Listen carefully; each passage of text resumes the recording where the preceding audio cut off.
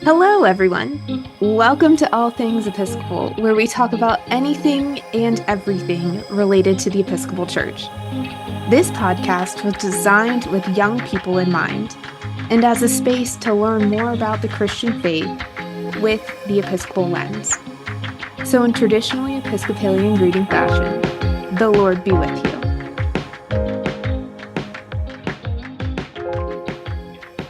Greetings, friends. It's so good to be back for season 3 of All Things Episcopal, where we talk about everything and anything related to the Episcopal Church. We have a few announcements and changes that are happening with the podcast starting this season. The first is that we've had a change in our co-hosts.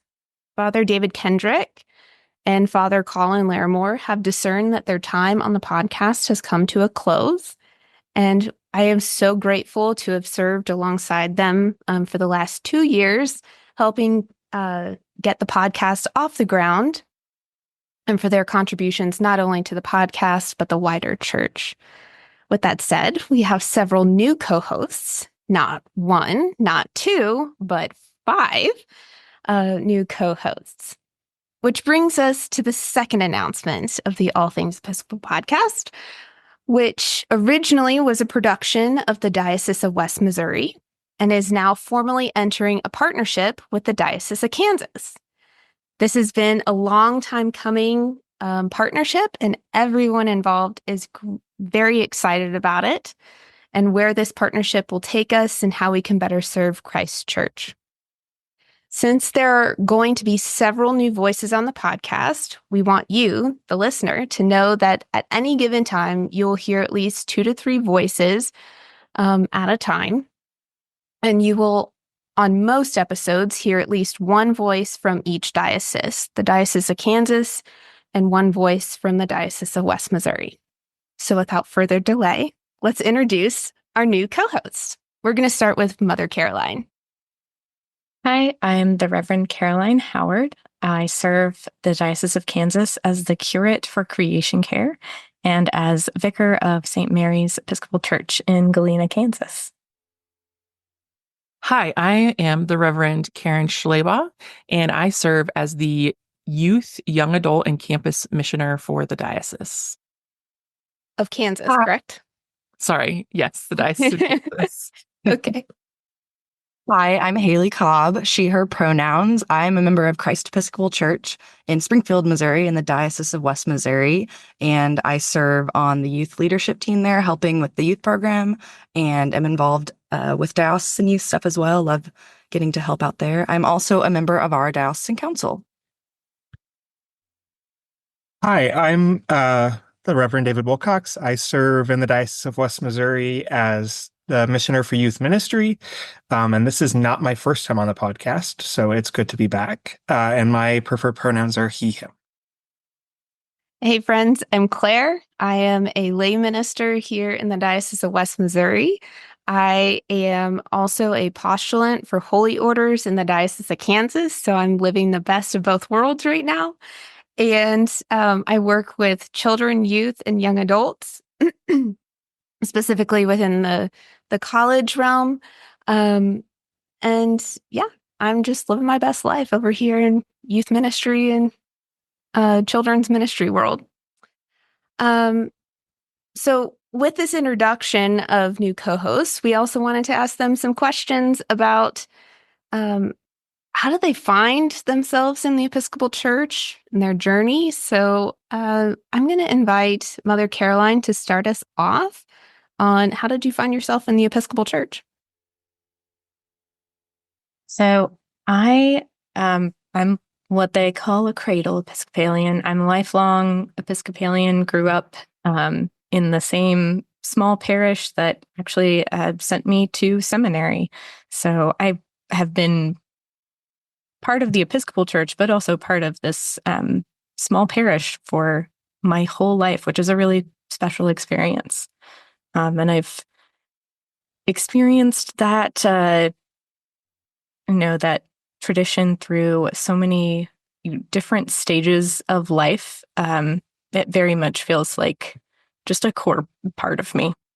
And I'm really grateful for that.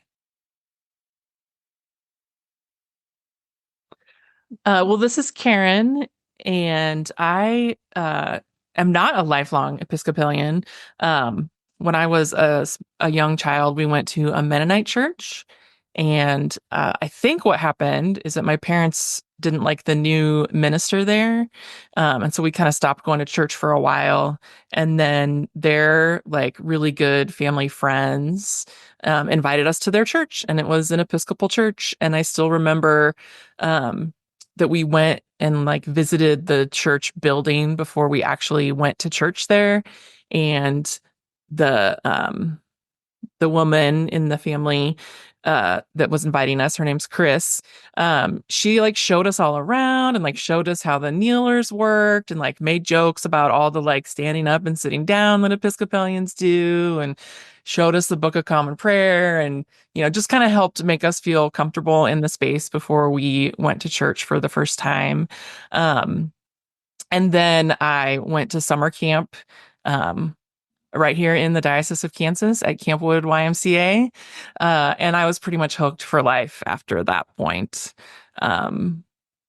So I've moved around, as people do, but always found a home in the Episcopal Church after that point. I love that, Mother Karen. I'm also what you'd call a cradle Episcopalian. I've been an Episcopalian my whole life, and I've been in the Diocese of West Missouri my whole life. I grew up somewhat at St. Matthew's in Ozark, a really small parish. And then when my sister and I got to be the age for youth ministry, we moved to Christ Church in Springfield and got involved in that youth program and at the diocesan level. So I'm really grateful to be back plugged in with that now and getting to serve the diocese that raised me in that way. And I stayed involved through college in Springfield through a small Episcopal campus ministry group, and then it plugged really back in heavily in the last 3 years. And like I said, I love getting to continue to be a part of youth ministry and young adult ministry and all the wonderful things. So it sounds like we're evenly divided, half cradle, half not. I did not grow up in the Episcopal Church. I grew up Roman Catholic, and found my way to the Episcopal Church in 2014 after a brief pit stop in Eastern Orthodoxy. And if you want to hear more about that, go listen to the episode about LGBT inclusion in the first season. Because I talked at length about it there. But I slowly found my way into the Episcopal Church and found a home here. And after a couple of years, was raised up to go to seminary, and am now really grateful to be back serving in West Missouri, which is where I found the Episcopal Church. And I'm really glad I get to work with awesome people like Hayley, who helped keep me sane over the summer. So that's always wonderful. And I guess I'm going to kind of be the tie break between the cradle folks and the finding a home in the Episcopal Church, because I came to the Episcopal Church when I was 9. So some people view me as cradle and some people don't. So we'll go with yes and. I entered the Episcopal Church for the first time, interestingly enough, on All Saints Sunday in 2001. I think that's what it was. And I'll never forget that Sunday because there was so much incense and I thought it was like the best smell in my life. And right after service, actually in the middle of service, I pushed my stepdad to the side and like told him to get out of my way because I wanted to watch like the people in white robes, aka like people wearing albs, because there was just something so fascinating about it. And at the time I was in ballet, and the best way I could articulate in my 9-year-old mind the beauty of what was happening in front of me in church was like Swan Lake. There was just so much grace and fluidity. And yeah, like I I stood no chance to not love the church. Pretty much from the first day I stepped foot into the church. So Can I add to? There's two things I really want to say. One, that's one of the things that I remember loving about the Episcopal Church when I first started going was that there was something to do during church. You didn't have to just sit there. You could stand and you could kneel or you could be an acolyte, and it was just so great to have something to do during church. Yeah. It's a kind of a weird feeling. The second thing I want to say is that Caroline's my favorite story about Caroline is that her quote unquote youth ministry when she was a youth, she was the junior warden for her small parish when she was in high school. This is true. Yes, I was the 15-year-old junior warden of St. Peter's Episcopal Church in Pittsburgh. Okay, that is seriously awesome. Talk about youth leadership within the church. We need more of that. Absolutely. Absolutely. And there are great riches among your youth. Don't forget that. Oh, that is fantastic. Yeah, I similar to that. I had told my mom at the end of that first service, I want to be one of the people in one of the white robes. That was my very first Sunday in church. Because I knew that there was something special about it and, something holy or set apart, so to speak. Also, So- incense is the best smell ever. I'm just going to throw that out there too. Agree to disagree. Aaron, you're hurting my heart. All right, listeners of the podcast, write in team incense or not. For what we want it's to worth. know. For what We it's want- worth, I'm team incense. I'm team incense over here, so we might be split down the middle on that. Yeah. as I'm on the host. fence. I think it depends on your incense blend. Oh, fascinating. If your team Oh, incense, there are definitely I wanna some know. bad incenses. I'm Yeah. with you there. Yeah. So if you're pro incense, drop your favorite incense blend. Yeah. So I can appreciate that it adds something to the worship experience for some people, but for me, I feel like it takes away from the worship experience. So that's just it's just a distraction for me that is unpleasant. So I just want to voice that. If it's the minority opinion here, that's fine. There's But- space for that. If you're someone out there who is like me, I don't want you to feel alone. hey, you know what? The unofficial slogan, if it hasn't changed, of the Episcopal Church is all are welcome. So all opinions are considered and welcome. So with that, what is bringing you all joy in these days? Sometimes the world can feel like it's on fire, but also there are these beautiful moments of joy and goodness. So I'm curious, where are you all with that? And I'm going to invite Mother Caroline to start us off again.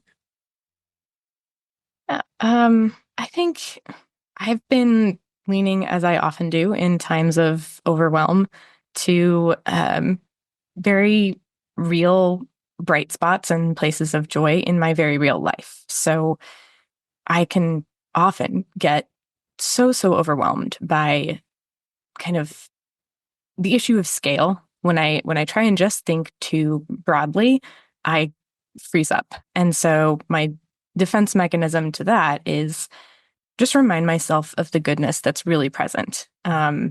Whether that's relationships, people that are in my life that I can catch up with. My animals are a fantastic source of this. I have 2 critters that they are constant sources of joy. Frustration too. I mean, no one likes to discover cat puke first in the morning, but she's real cute, so makes it worthwhile. But lately, I think the thing that I've been deriving the most joy from is just regularly being outside. I recently rediscovered a love of trail hiking and walking. I'd done so much of that when I was in seminary in Sewanee, and I got out of the habit when I moved back to Kansas. I think because I'm in a city now and it just feels more challenging than stepping straight out my door into a forest and trails. That was such a gift. But the part that I love the most is that I'm fully immersed in this changing season. Where we are in the Northern Hemisphere, we get 4 seasons, and that shift is really such a great reminder to me of the different paces of our lives, and that we're creatures of creation. We're not somehow divorced from the natural order. We need these periods of rest and different pace work.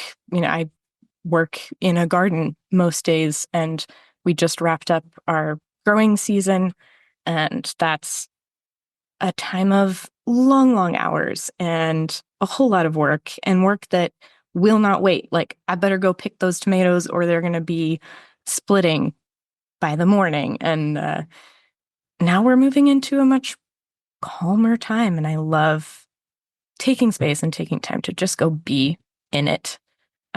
Listening to birds singing different songs is really fantastic to remind myself of and be more aware of those parts of the world around me. So that is bringing me a lot of joy. And Mother Caroline, I just want to add real quick, having been a recipient recently of your ministry and the work with your tomatoes, friends, if you do not know this, Mother Caroline and her team have created amazing salsa, and I ate, I think, a 32-ounce jar of salsa in like 4 days, maybe even less, if I'm being honest. And it was so joyful. And I'm so glad you enjoyed that. Yeah. I may or may not have hid part of the jar in the back of the fridge so my husband wouldn't eat it. Oh.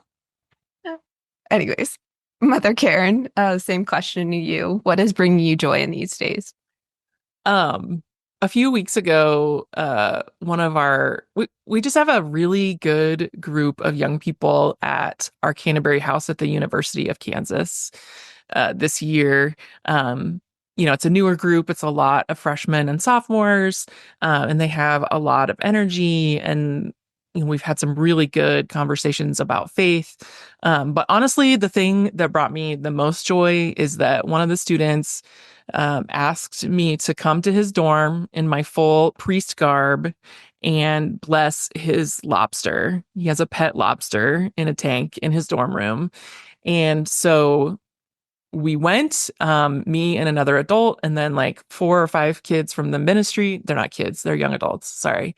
4 or 5 of the students from the ministry came, and then their like neighbors from across the hall came over for the blessing, and he and his roommate were there. So there was a decent sized group of us, and we blessed this lobster. They like fished it out of the tank and held it in a spoon so that I could like lay my hand on the lobster for the blessing. And like, it was just great. It was just great to like walk into a college dorm in an alb and a stole, and everybody to be like, what is happening right now? Like, it just was fun and hilarious. And, it was definitely a joyful experience. And I hope there's many more like it. That This is my second time hearing that. Yeah, this is my second time hearing that story, and I love it so much. It is delightful. I would have loved to just, be, just imagine those neighbors and they peek out their door and they're like, what is going on? That is just so wonderful. I think the thing that's been bringing me the most joy lately is celebrating people around me. I'm in a season where there are lots of weddings happening and just life celebrations happening within my family and friends. And I've just been really like leaning into those relationships and those celebrations, and just being like really present for those. They've brought me a lot of joy and just, the happy tears and feelings. But I think just, in the midst of, like Mother Caroline said, like in the midst of overwhelm, just leaning on those relationships and those circles around you. I've tried to be really intentional about that. And I've been lucky that there have been so many things to celebrate. And so it's been very, very joyful for me.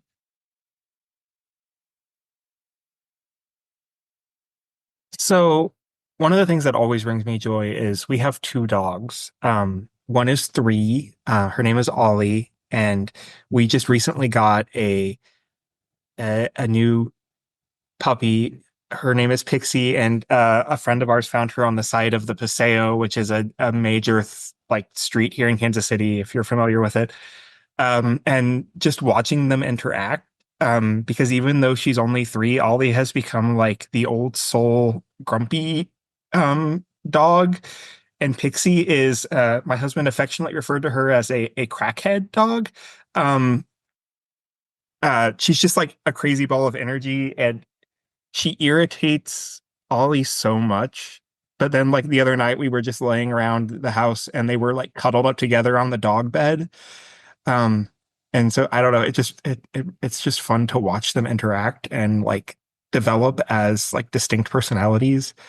And just kind of like human siblings, just like get on each other's nerves, but also just like be affectionate and loving to each other. And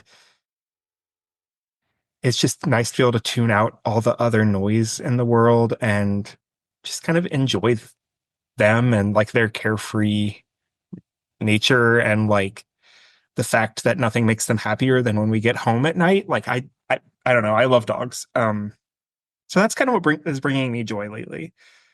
So I follow this great Instagram account called We Rate Dogs, like all one word, We Rate Dogs. Like it's the best. If you love dogs and want more dogs, highly recommend. I met Ollie when Father David and I were in seminary together, and I cannot picture her as the chill old soul sister. Like that boggles my mind. Oh yeah, like the role reversal is like the biggest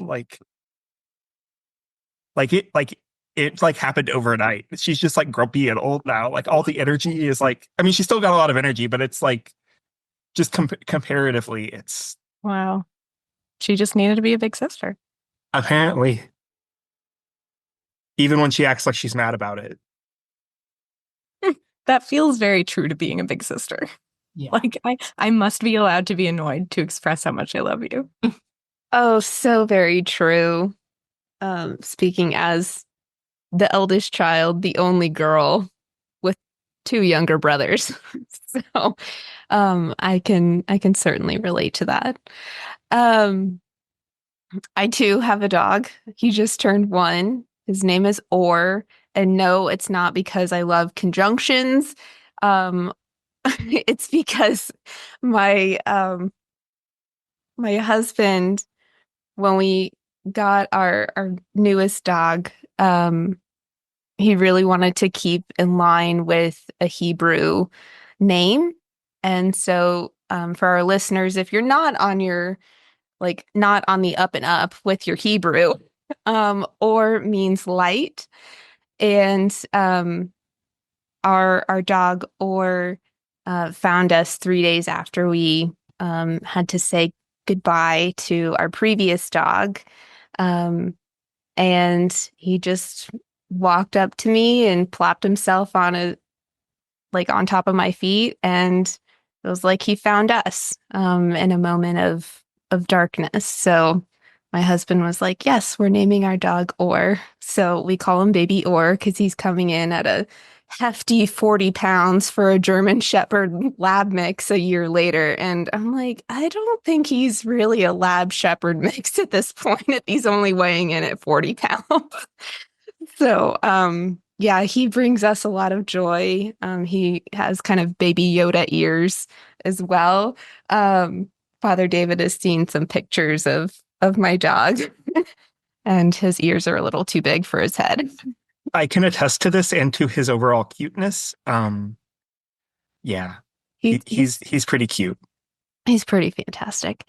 So that's one of the things that's bringing me joy in these days, like my fellow co-hosts, but also I'm also in a season of discerning with a couple of other women about Daughters of the King.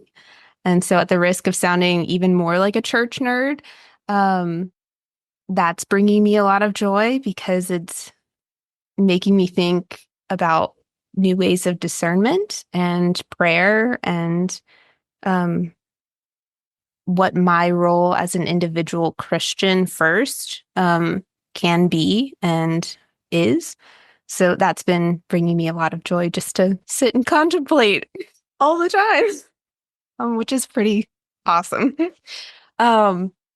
Which definitely plays into my happening name. I think that is it God name? Mother Mhm. Karen? Yeah. Which is something that like we made up in the Diocese of Kansas. So Okay. Well, mine is contemplative learner. So I think about things a lot and I love to learn. So, yeah, that's bringing me a lot of joy these days is contemplative learning. So with that, Mother Caroline sort of touched on this earlier about like the rhythms of life and spirit and um where our spirit is taking us individually, but also collectively as the church. And we're on the cusp of starting a new liturgical season. So I'm curious for the rest of you, what is your favorite liturgical season and why? And go, Mother Caroline. So I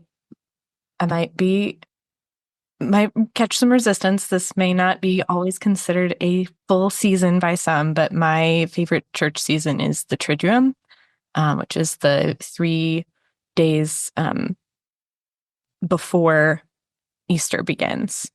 And so the services of those days are just my very favorite of the whole year.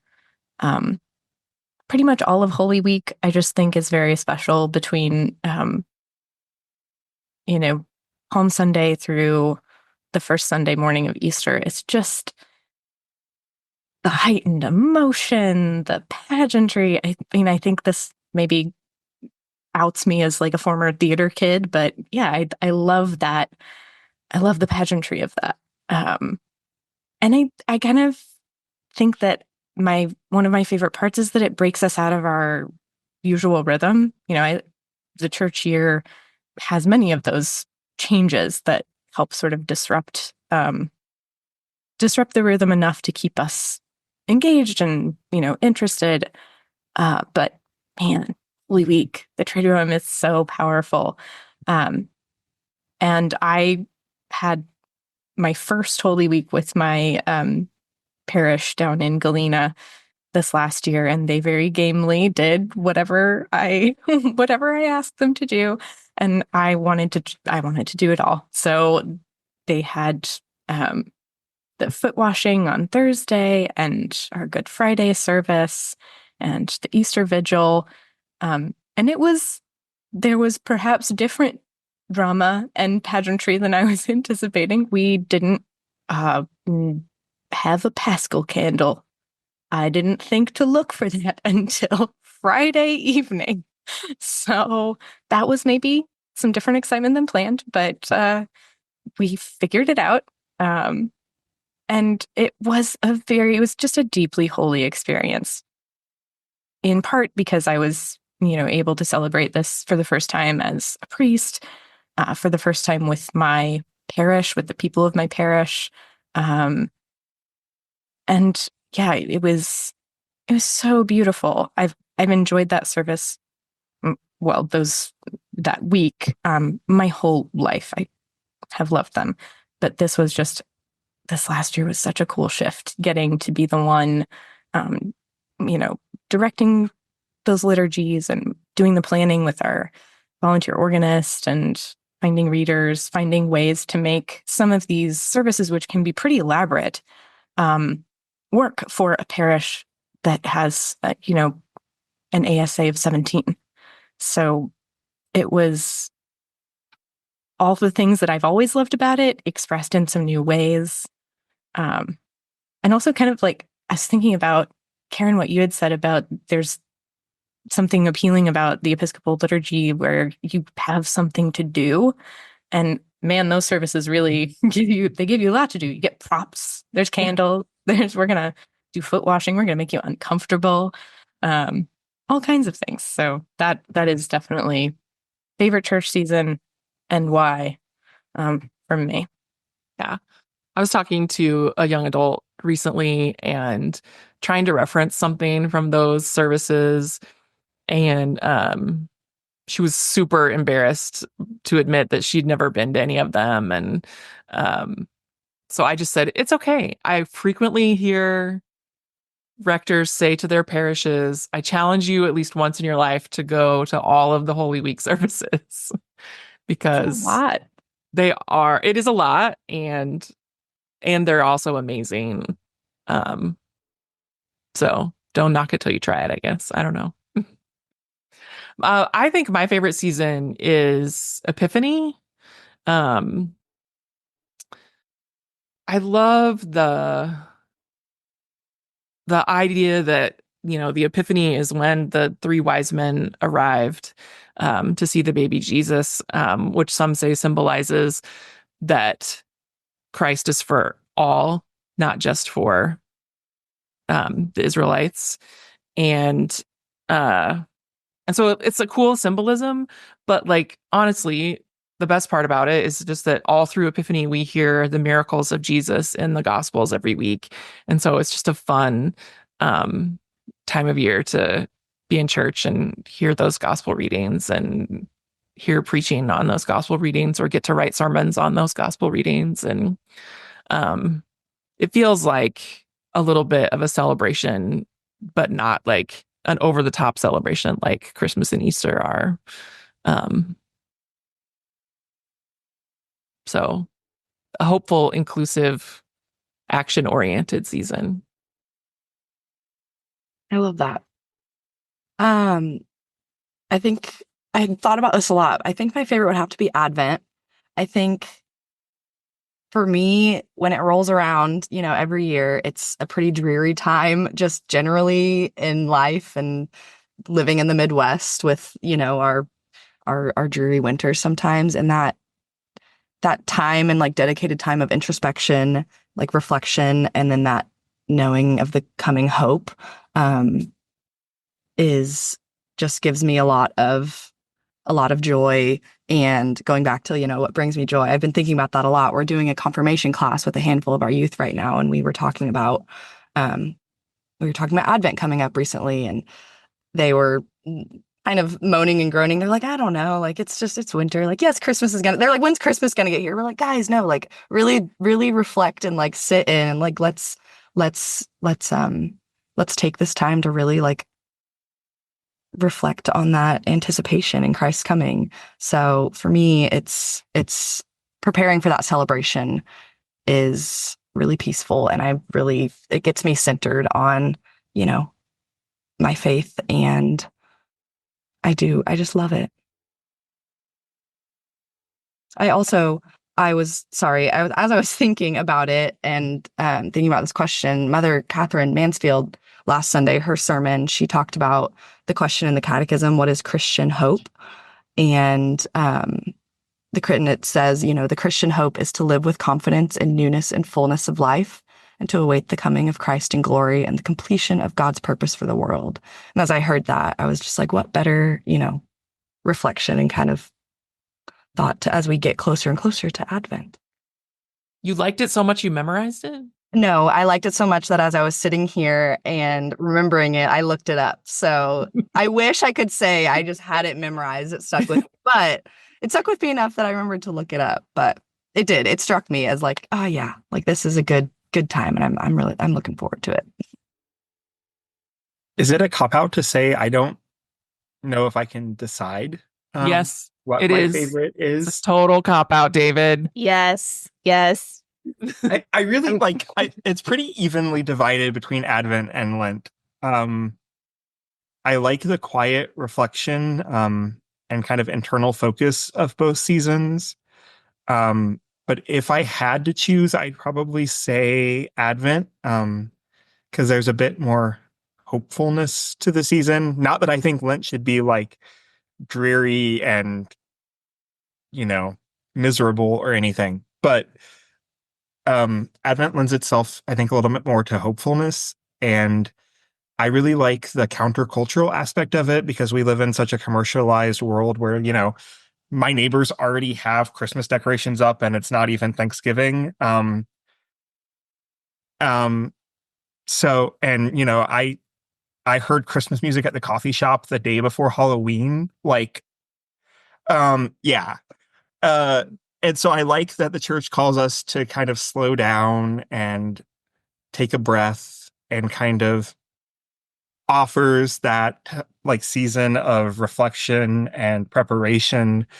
That's kind of an already not yet that kind of mirrors the whole Christian eschatology of, the kingdom of God is already here, but not yet. And Advent really gives us a time to focus on those things. And I'm not saying be the Advent police. Like, if you want to put Christmas decorations up, I don't care.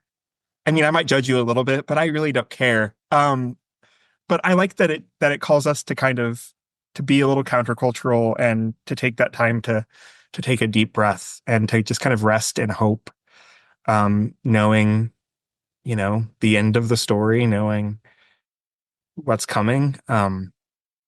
So yeah, Advent and Lent are pretty tied in my book, but if I had to choose, I'd probably choose Advent. Although some years it's Lent. It just depends. Proud of you, David. You had to make a choice. Yeah. Out of all the folks here, Caroline has probably known me the longest, and she probably remembers this from seminary. I hate making decisions. So I mean, I'm right there with you, but this is part of why I picked a non-season season. How about you?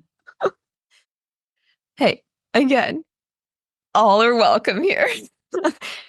For myself, I too vacillate between Lent and Advent, and I don't know if it's because we're so close to Advent that I'm going to say that Advent is my favorite liturgical season,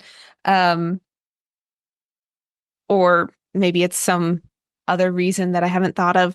But one thing that I've really come to deeply appreciate about Advent in particular is not only its quietness, like that my other co-hosts have mentioned already, but the fact that it is a woman who is the God bearer, who is ushering part of that hope into the world.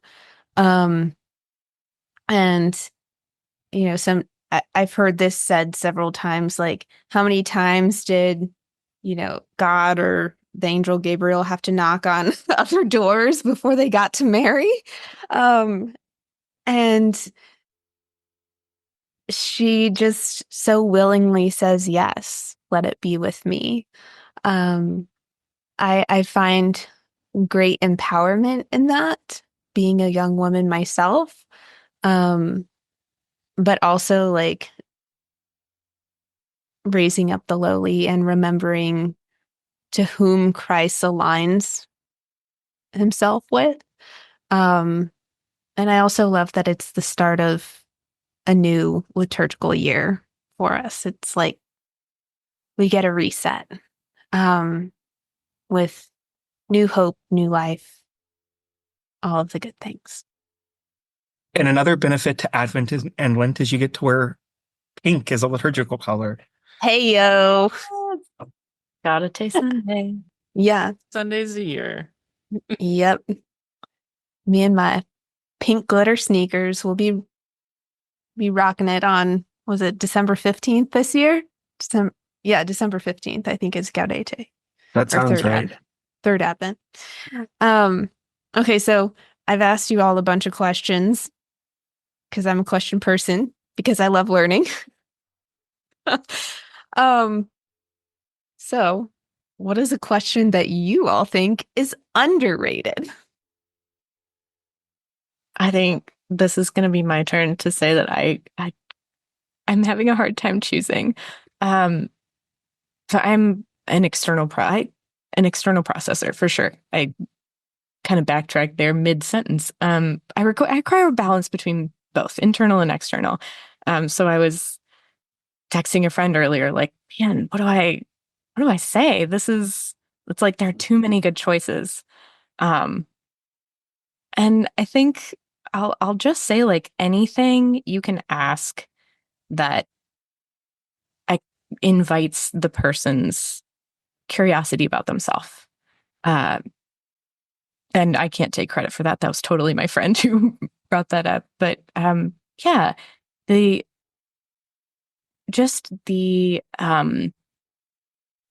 I don't know, invitational nature of approaching someone with curiosity is rare, I would say, and such a gift when it's encountered. And it's hard to kind of come up with those questions that really have like no agenda behind them other than I just want to learn about you as a person. Just tell me, like, what are you into? Or also those questions that maybe kind of nudge people out of their comfort zone, kind of like mildly subversive questions. Just like how do you cope with doubt? What's your favorite form of rest? Things that, questions that you can frame in a way that presuppose doubt exists and rest is good and rest is the intent. Or maybe tell me about yourself, but don't talk about work. Anything that, invites curiosity and invites people out of their kind of rote responses, I think is a great and underrated question. Sorry, it is still a cop-out. I think it's great. Mother Karen. That's causing me to doubt what I was going to say. So Sorry. it's all right. It's good. It's good. I think I vacillated between two questions. So I'll just say them both. But I just think talking about doubts and like doubts in faith, doubts in God, doubts in belief, all that, and having that be an acceptable conversation in a religious environment is completely underrated, because being able to share that and hear from others and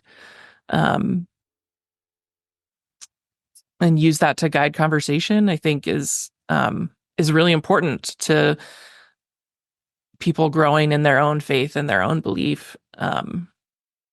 We had a student at our Canterbury house last night who remembers that when he was like in 6th or 7th grade, he came to a youth event and we kind of had an open mic or something.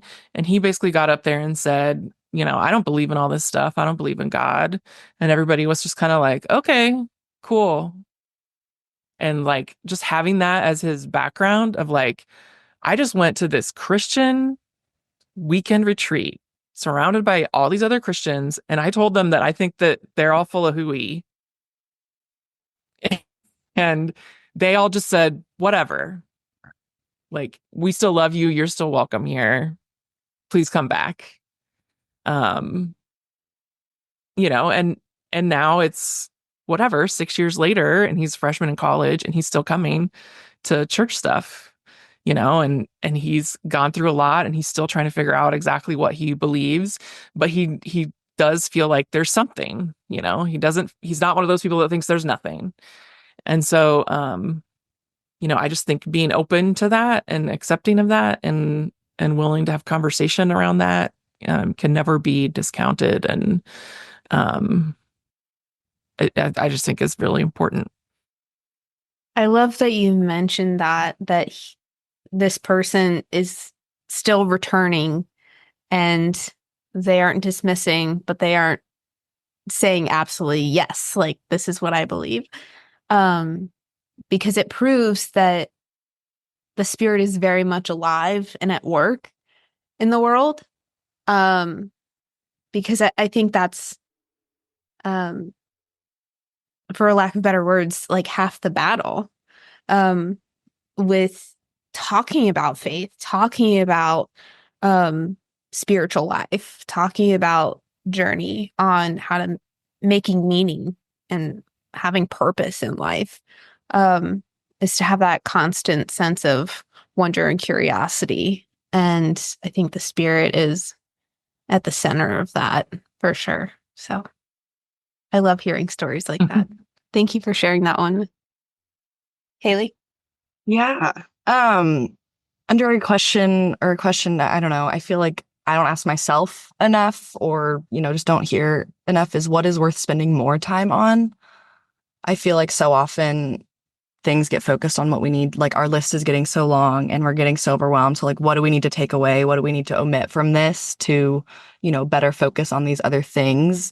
So we're constantly having to think about what we're going to have to spend less time on. And then I feel like naturally that falls to maybe our self-care or hobbies or things like that in a crazy working world.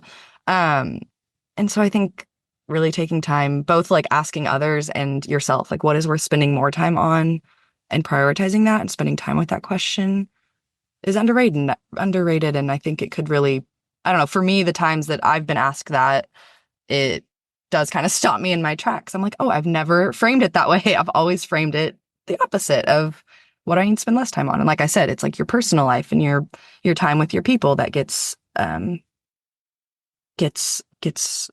out of the list. So I have been trying to focus more on, what to spend more time on instead of not. That's a good one. They're all really good ones. Mm-hmm. I think the question that I had kind of thought about, kind of to Caroline's point about just asking open-ended questions that allow people to talk about themselves, is just like, how are you? Like we ask that question like every time we greet someone, but we don't ever really expect them to be honest. I'm great, thanks. And like nobody actually, but like what if we actually asked it and like meant it and like let people tell us how they were doing, and then like we could actually meet them there and let them know that they're not alone, because we all carry so many things. And it's something that's in our vocabulary, like as like polite people in society anyway. Like, what if we just meant it? So that was kind of the question that I kind of landed on, although I think all of these have been really good. I really love that, David. That feels like, I don't know, you said that, and then I immediately thought of how many times that question is asked in passing. Like you're literally just walking past someone, and I hear that question. It's like, I don't have time to tell you how I'm doing. So yeah, it gets so often just these little quippy responses, but it's actually a great question if you are willing to be present. Yeah.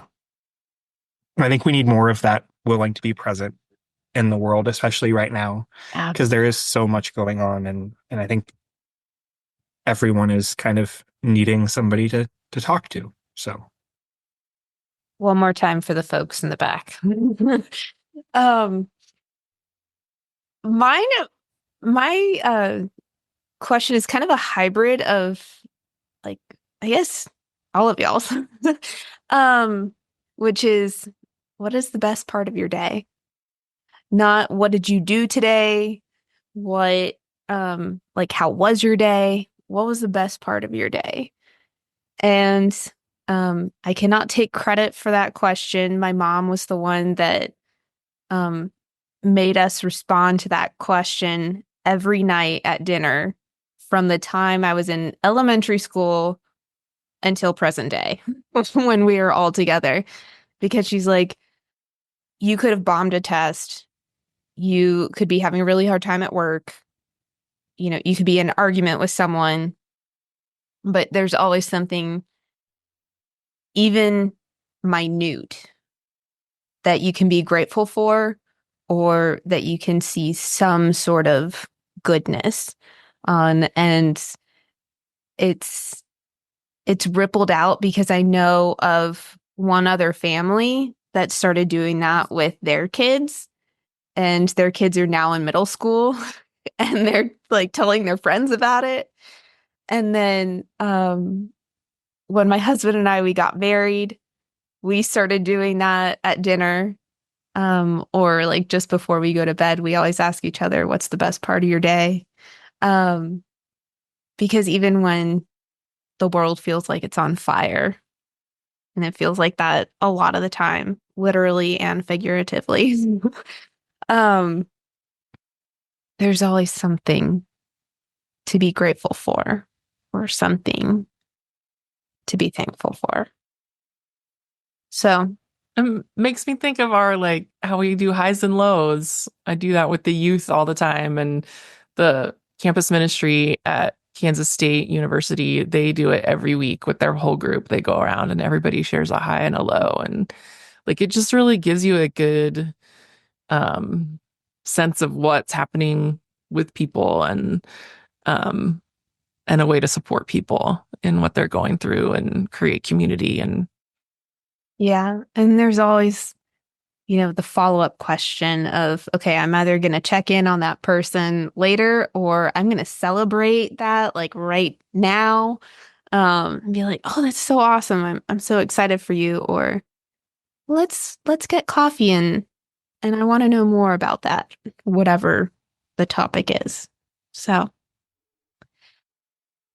yeah. I also, well, thank you all first. Thank you all for indulging me and 5 questions and introducing yourselves.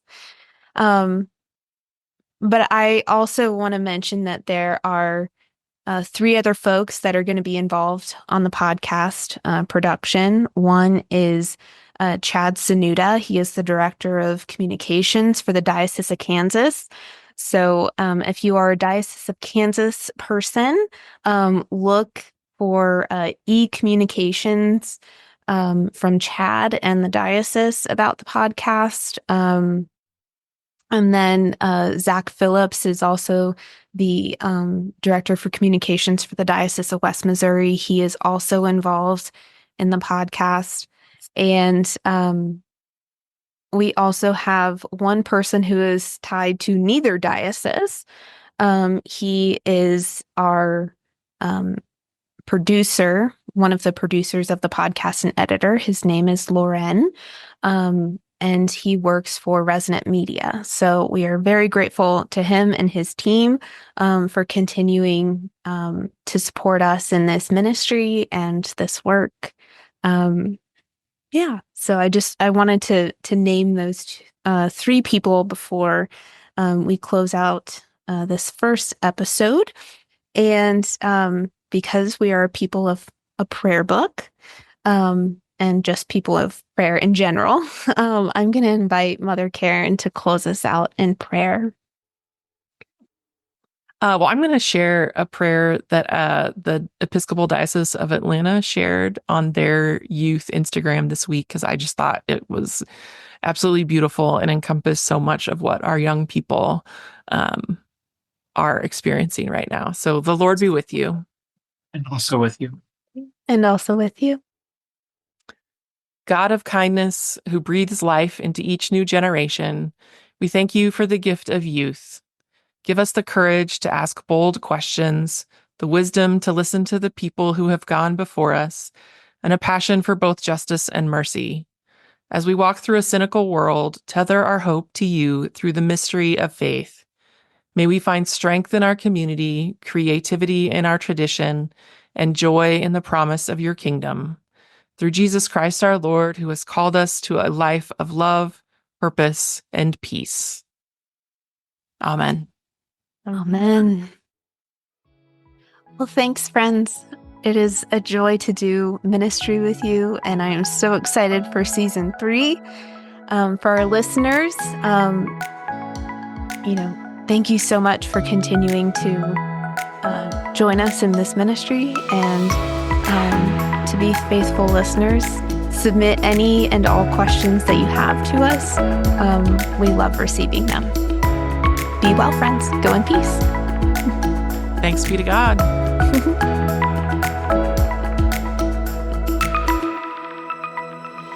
Hey, friends. Thanks for listening. Please like and subscribe and leave a review wherever you listen to podcasts. To learn more about all things Episcopal on the Diocese of West Missouri's communication pages, please visit diowestmo.org/ podcasts /